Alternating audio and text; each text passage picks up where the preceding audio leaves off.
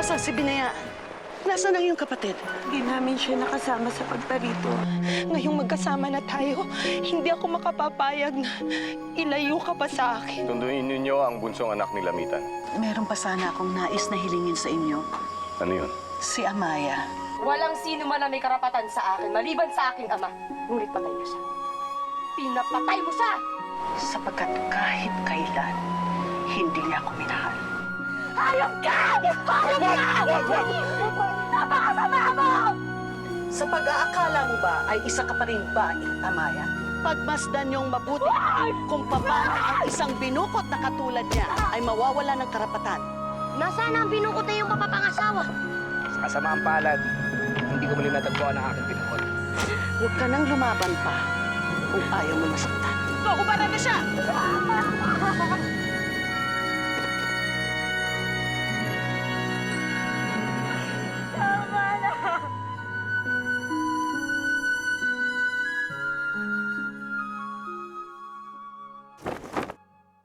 Nais kong magkaroon ng isang piging upang doon natin paghati-hatian ang mga kayamanan na nakuha natin at ang mga bihag na nanggaling sa banwa ni Bugna. Sa banwa ni Dato Bugna. Nariyan ka na pala, Bagani. Asan ang binukot na nais mong mapangasawa? Sagutin niyo muna ang aking tanong, Baba. Kayo ba ang nangayaw sa banwa ni Dato Bugna? Kayo ba ang pumaslang sa kanya at sa kanyang mga naaahopan? Kami nga. At ako nga ang pumaslang kay Bugna. Ngunit sa anong dahilan? Hindi ba't kapanalig natin sila? Yun din ang akala ko. Ngunit isinuplong siya sa akin ng kanyang asawa. Isang taksil si Bugna. Nais niyang maghimagsik laban sa akin. Kung ganun, may mga bihag kayo nakuha mula sa kanyang banwa. Mayroon nga. Marami sila. Si Amaya, yung batang binukot na tinulungan ko nung bata pa kami. Yung anak ni Dato Bugna. Kasama ba siya sa mga bihag ninyo? Narito siya sa ating buhod.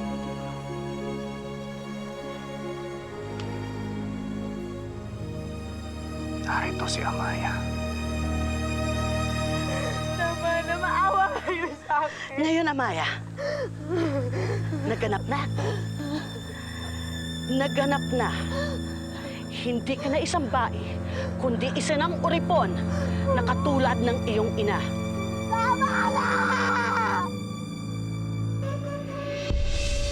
Kailanman ay hindi ko papayagan magtanggal ka ng iyong kasuotan o makitang tampad din naman.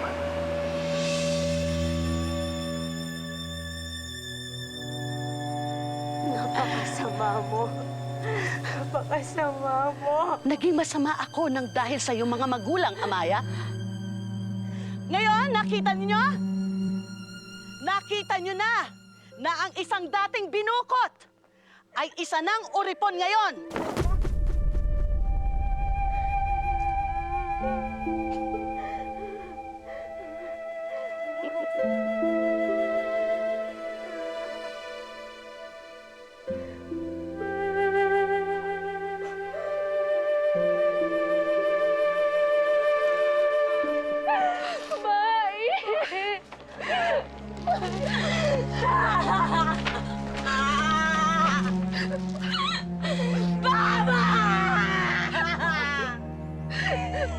Bye! Kinalulungkot kang nangyari sa'yo. Ang puso sa sinapit mo. Mama!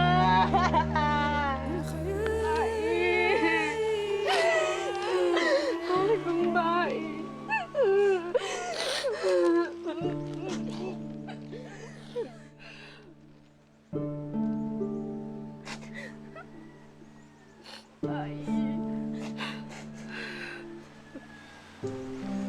Huwag niyo na akong tawagin, Tay. Dahil wala na akong pagkakaiba sa inyo. Hindi na ako isang bahay. Hindi na ako isang binukot. Kundi isa akong uripon! Uripon! mo na walang pagkakaimasahin ako! Tama! Mama!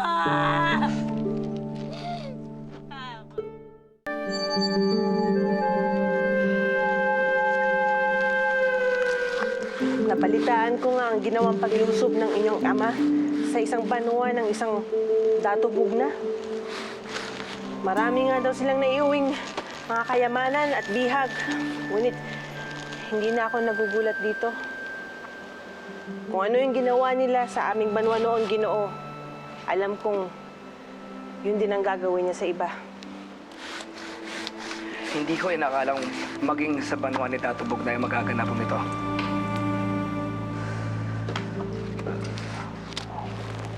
Ginoo, pinatawag mo daw ako. Nais kong malaman ang kinaroroonan ni Amaya, ang binukot na anak ni Tatubog na. Ginawa niyo yun kay Amaya, Iloy?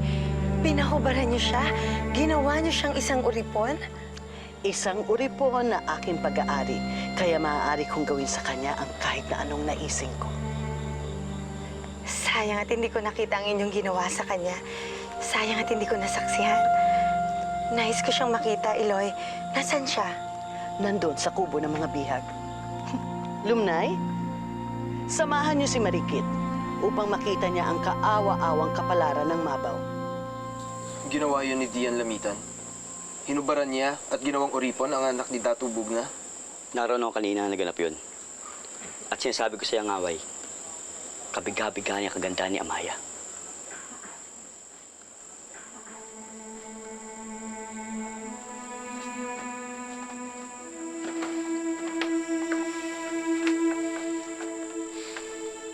Isa na palang uripon ang sinasabi mong bihag na binukod. Kung gayon, hindi na siya nararapat pa sa iyong pagtatangi. Dahil ikaw ay isang tumako.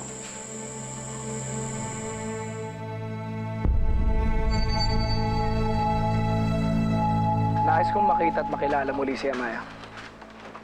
Masusunod, Ginoo.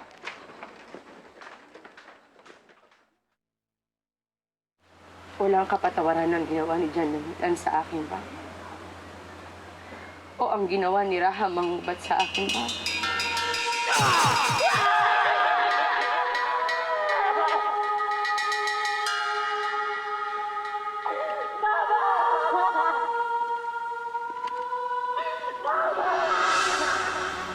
Hindi ko makakalimutan ang araw na pinasta ang aking baka sa aking harapan.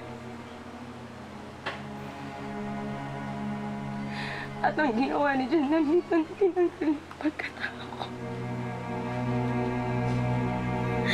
Hinubaran niya ang pagkatao.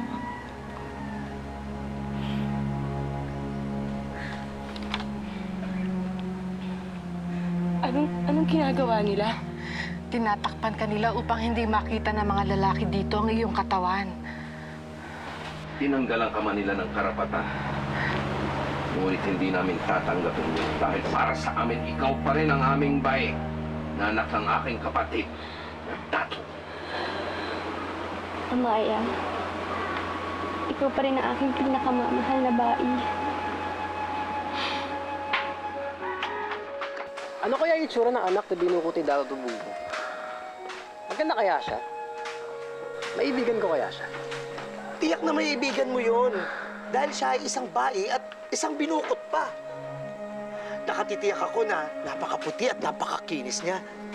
Ang tanong lang, kung magugustuhan ka niya. Ito talaga, lagi mo na ako hinahanga. Aray! Aray! Bitawan mo ko! Tigilan niyo nga yan! Nasaan na ba siya? Ba't di ba siya nagpapakita? Maring nakalimutan na niya ako.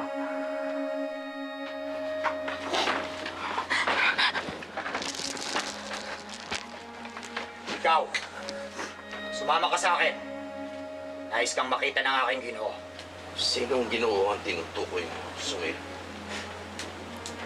Walang iba kung hindi ang tagapagmana ni Raham ang gubat, si Pagani.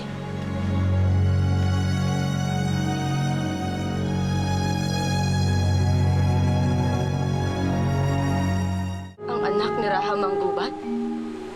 Pai, hindi ba may nakilala ka ng anak ni Raha Manggubat noong bata ka pa? At ang sabi mo sa akin, iniligtas ka niya. Si Bagani nga ang tinutukoy mo, Ripon. Ang anak ng aming Raha na siyang nagligtas sa'yo noon sa kagubatan. At ngayon ay nasa labas siya. Nais ka niyang makita. Nais siya bang sundan ko si Sungil, Ginoo? Nangako na magdala ng Amaya na yun sa inyo? Huwag. Maaaring nakalimutan na niya ako. Maaaring galit pa rin siya sa akin dahil sa nangyari sa kanyang ama. Niligtas niya man ang buhay ko noon. Pero kinuha ng ama niya ang buhay ni Papa. Hindi ko hangaring makita siya o makausap siya kaya makakais ka na. Huwag mo akong utusan, Amaya.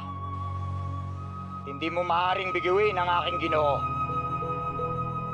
Kung nais ka niyang makita, yun ang susundin mo. Kaya halika na. Ayoko!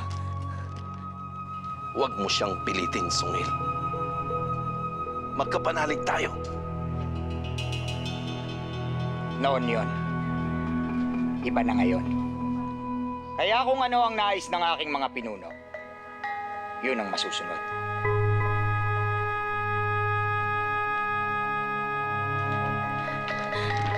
Ayoko! Bitawan niyo ako! Hindi! Ayoko! Bitawan niyo ako! Bayang! Oh, Lati, bakit ka na pa rito?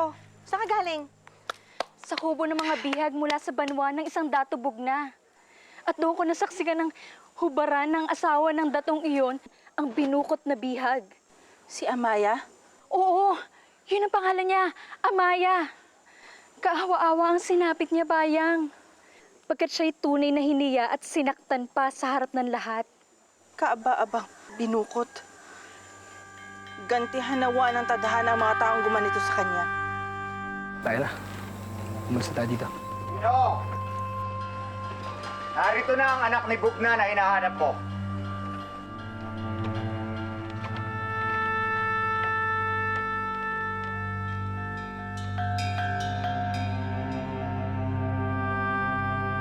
Nananaginip ba ako?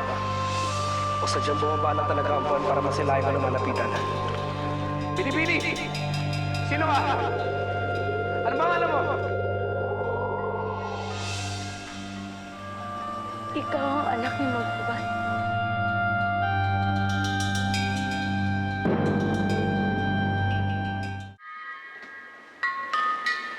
Pupunuan ipagpamanin mo.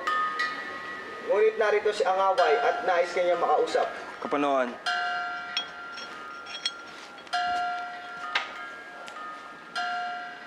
Parito ka, Angaway. Ano ang iyong kailangan? nalaman ko na magkakaroon ng piging dito sa inyong puod mamayang gabi. Totoo.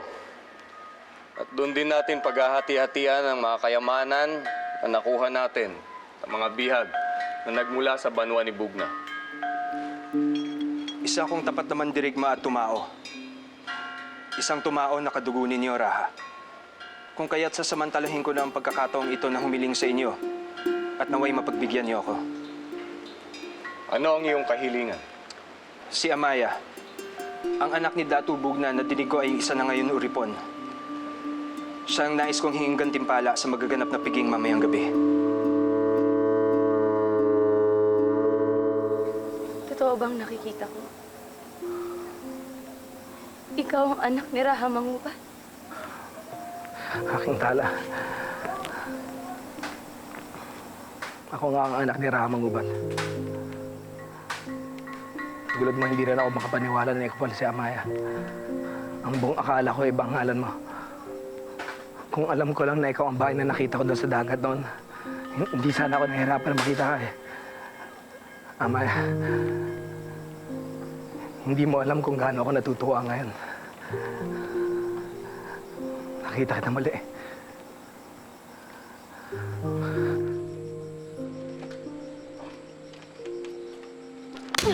Ginoo, lapastanan! Si Amaya ang pinakamagandang dilag na nasilayan ko sa tanang buhay ko, Raha. Kung kaya't hinahangad ko maging pag-aari ko siya, kung pahihintulutan ninyo. Nais kitang pagbigyan. Ngunit, naipangako ko na siya. Kanino niyo siya naipangako, Raha? Kay Dian Lamitan, sa asawa ng kanyang ama. Si Dian Lamitan na nagmamay-ari sa sinasabi mong binukot na ngayon ay uripon na.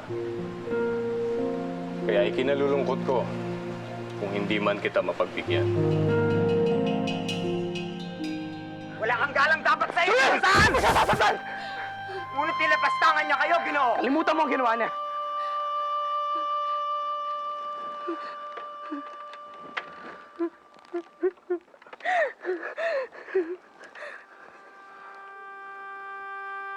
Nauunawaan ko kung ba't mo ako napagbuhatan ng kamay. Napabasa ko sa iyong mga mata ang galit. Ang puot. Tapos ang sinapit ng iyong banwa. Ng iyong ama. Dahil sa aking ama.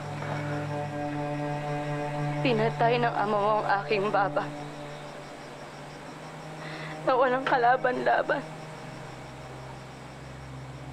Walang kalaban-laban sa kapangyarihan at lakas niyo. Humihingi ako ng paumanhin. Humihingi ako ng tawad. Hindi natin masisisi ang aking ama dahil sa ginawa niya. Tinaksil daw ng iyong ama ang aking ama. Taksil?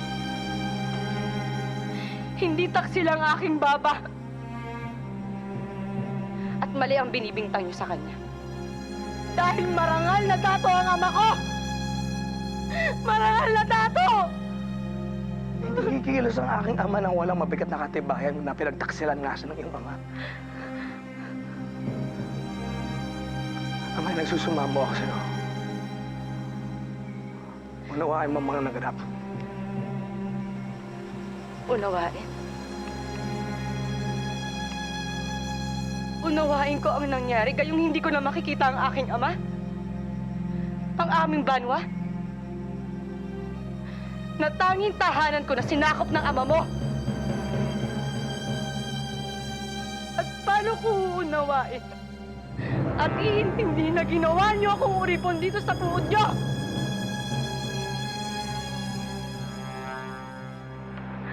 Ayoko na makita ka.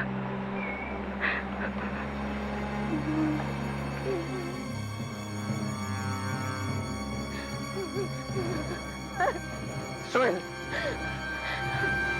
Kita mo siya. Hatid mo siya sa kanyang kubo.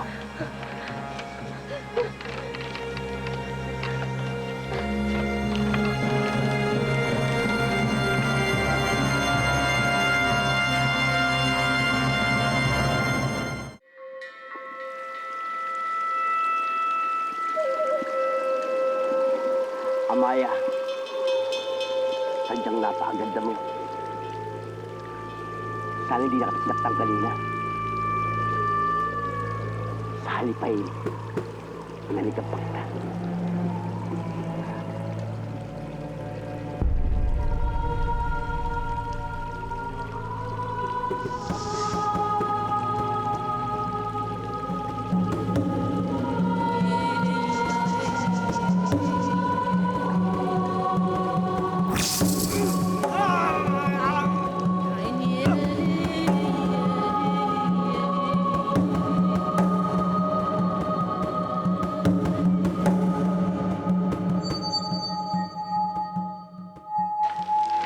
Anong ginawa sa'yo ng anak ni Raha Manggubat?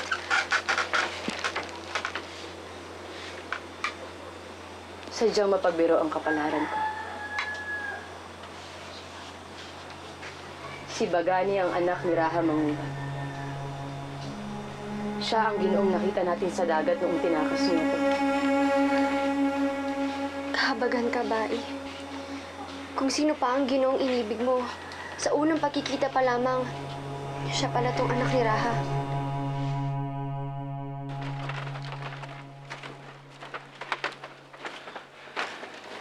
Hindi pa rin ako makapaniwala na si Amaya ang binukot na iniibig ko.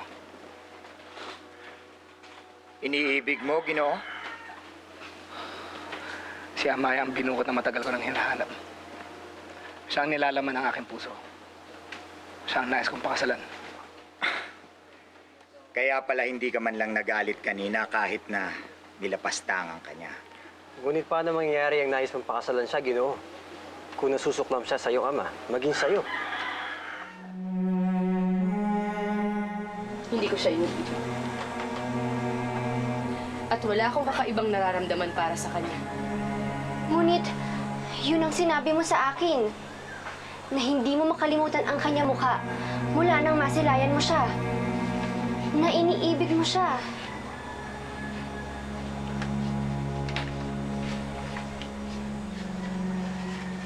Noon yun. Ngunit nagbago ng lahat ngayon. Bai, kalimutan mo na ang lahat ng naganap. Hindi. Hindi ko kalilimutan ang kalapastangan ng naranasan at nasaksihan ko. Para manatili ang pot dito sa puso ko. Tama ang tinura mo, Kusbog. Maaaring kinasusuklaman nga ako ni Amaya dahil sa mga naganap. Kasalanan ko rin ito. Kung nalaman ko lang na mas maaga na may tangkang mangayaw ang aking baba sa kanilang banwa, maaaring may nagawa ko. Maaaring napigilan ko sila. Huli na upang pagsisihan mo ito, Ginoo. Naganap na ang lahat na siyang dapat maganap.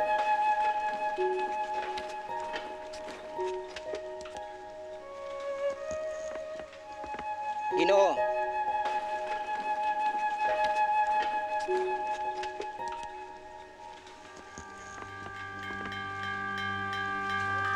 Sandali. Mandirigma, sino siya? Bakit mo siya tinawag na Ginoo? siya si Bagani, ang tagapagmanang anak ni Raha Manggubat.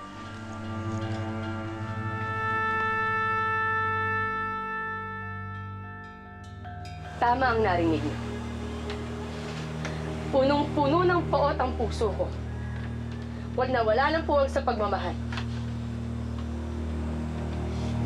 Kinasusuklaman ko lahat na may kinalaman sa pagpatay nila kay Baba. Amaya. Amaya. Huwag ka magsalita ng ganyan. Baka may makarinig sa'yo. Papakama ka.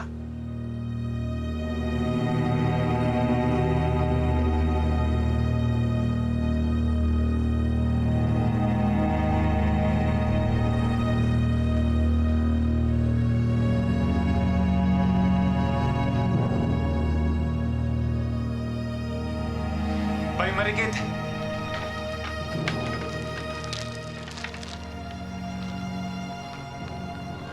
Ano't nananatili kayong nakatayo? Bakit hindi kayo magbigay galang?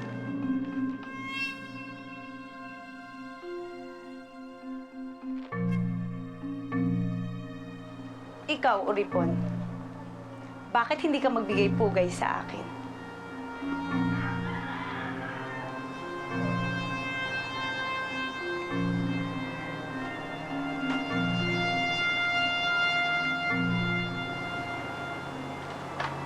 Ako ba ang uripon na tinutukoy mo? Hindi ba't isa ka na ring uripon tulad ng iyong ina? Bakit hindi ka magbigay galang sa akin? Bakit mo ko tinititigan? Hindi ba't alam mo na hindi nararapat sa isang uripon na gaya mo ang tumingin ng tuwiran sa isang mataas na taong tulad ko?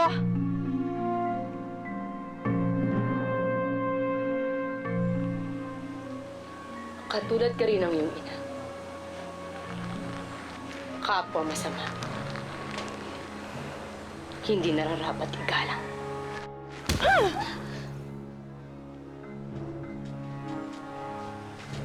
Tinuring kitang kapatid mo. Ngunit sa nakikita ko sa'yo, wala man lang kahabagan dyan sa puso mo sa nangyari kay Baba. O sa sinapit ng ating banwa. Paano kita igagalang?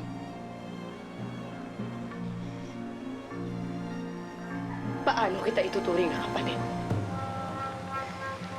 Hindi na. Dahil sa iloy mo'y walang kasing sama.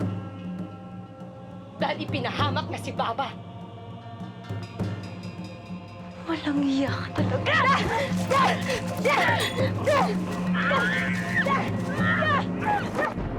Totoo ba ang tinura ng iyong sandig, Kapunuan? Oo, Lamitan. Nabigo siyang mahanap ang iyong bunsong anak na si Binayaan. Saan maaaring magtuwa ang isang binukot? Nahanap mo na ang binukot na nais mong pakasalan? Oo, Iloy. Si Amaya, ang anak na binukot ni Dato Bugna. Bakit may pasaka sa mukha? Iginawad sa akin to ni Amaya. Sinaktan ako ng mabaw na yun. Hindi ko mapapatawad ang mabaw na yun sa ginawa niya sa aking anak. Baba, hindi ko inutusan ang aking isip o puso na maibigan siya. Kusa ko lang ito naramdaman nung una ko siya nakita. Hindi mo na siya maaaring pakasalan pa. Pagkat isa na siyang uripon at anak pa siya ng taksil! Ano ka nga ba talaga, Amaya? Sumagot ka! Uripon. Uripon na handang magsilbi sa'yo. Isa kang uripon. Mula ngayon hanggang sa iyong kamatayan.